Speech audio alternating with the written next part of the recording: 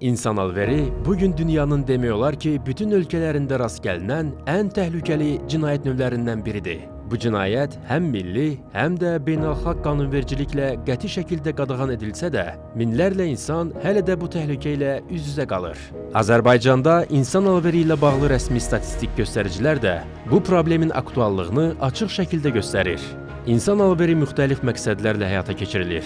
Cinsi istismar, əmək istismarı, o cümlədən uşaq əməyinin istismarı, insanların daxili orqanlarının alqı-satqısı, dilənçiliyə məcbur etmə və digər qeyri-insani fəaliyyətlər. Bu cinayətlərin arxasında isə əksər hallarda eyni üsullar dayanır.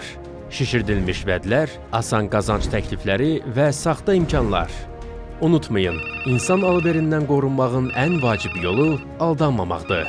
Sizə yüksək maaşlı iş, pulsuz təhsil, rahat səyahət və ya xaricdə evlilik vəd edən elan və təkliflərə həmişə ehtiyatla yanaşın. Xaricə işləmək, təhsil almaq, səyahət etmək və ya nikah bağlamaq məqsədi ilə gedərkən müraciət etdiyiniz firmanın hüquqi statusunu mütləq araşdırın. Şirkətin rəsmi qeydiyyatını, fəaliyyət təcrübəsini və lisenziyasının olub-olmamasını yoxlayın. Yadda saxlayın, xaricdə iş, təhsil və ya ailə qurmaqla bağlı hər bir təklif yalnız rəsmi müqavilə əsasında həyata keçirilməlidir.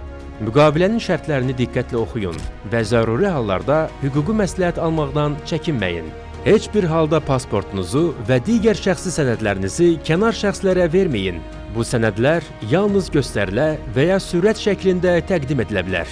Əgər siz və ya ətrafınızdakı hər hansı bir şəxs əmək və ya cinsi istismara məruz qalırsa, susmayın. Dərhal müvafiq dövlət orqanlarına və ya yardım qurumlarına müraciət edin.